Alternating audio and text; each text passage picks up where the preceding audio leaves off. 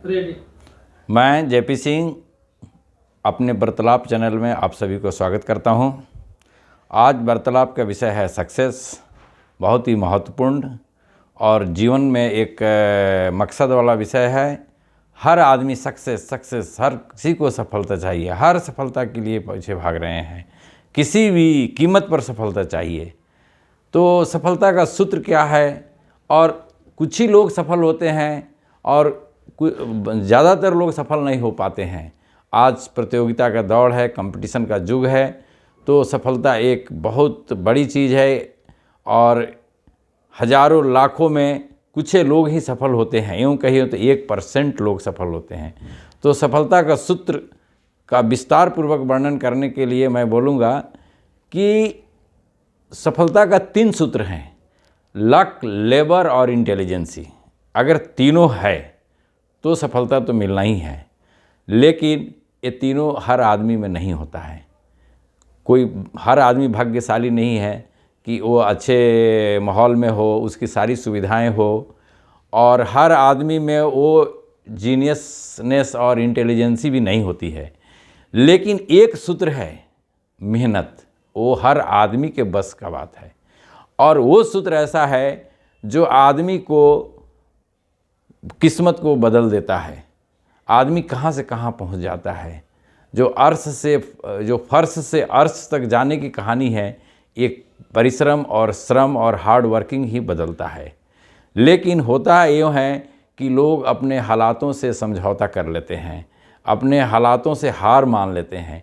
और जो लोग अपने हालातों से हार मान लेते हैं तो समझिए कि उनका श्रम नहीं हो रहा है, उनका हार्ड वर्किंग नहीं हो रहा है, उनका मेहनत नहीं हो रहा है, और भाग्य और भगवान के भरोसे बैठे रहते हैं। लेकिन कहा भी गया है कि God helps those who helps themselves. ये कहावत, ये लाइनें, ये प्रोवर्ब, ये मुहावरा बहुत ही मायने रखता है, बहुत ही तथ्यपूर्ण है।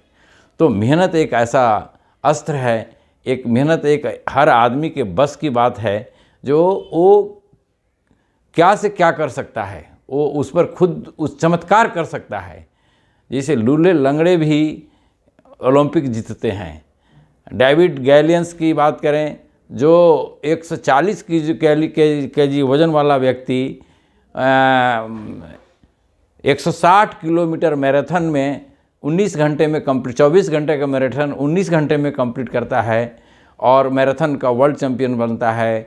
जिम्स के पुलक मारने का रिकॉर्ड बीट करता है, स्नो पर चलने का रिकॉर्ड बीट करता है। तो इस तरह के कारनामे मेहनत वाले कर सकते हैं। और डेविड गैलियंस की बात करें तो वह गरीब था, न उसके रहने का घर था, न खाने का ठिकाना था, जीवन उसकी प्रताड़ित थी। तो हालातों से उन्होंने समझौता नहीं किया।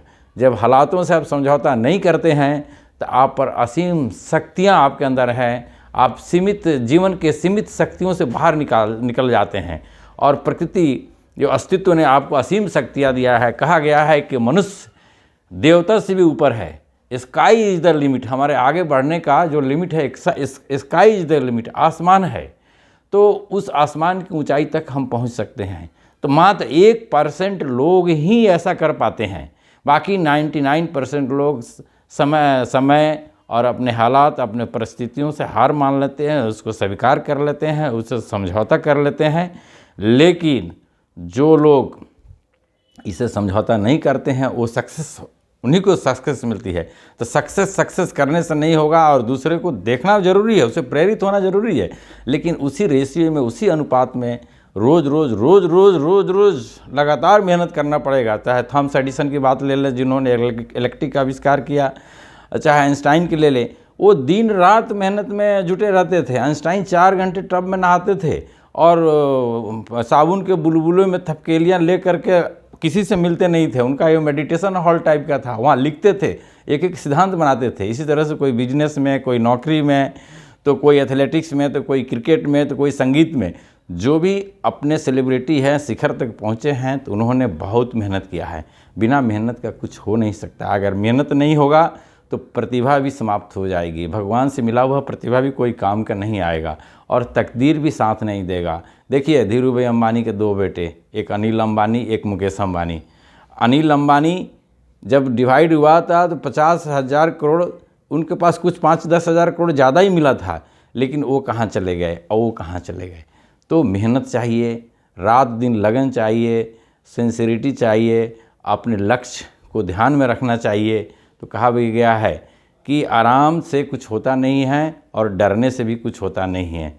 डर कर भागना आसान है, इस जीवन में डर कर भागना आसान है, जीवन एक पल पल का इम्तहान है। डर कर भागने वालों को कुछ नहीं मिलता इस जहां में, लड़ने वालों को कदमों में जहान है।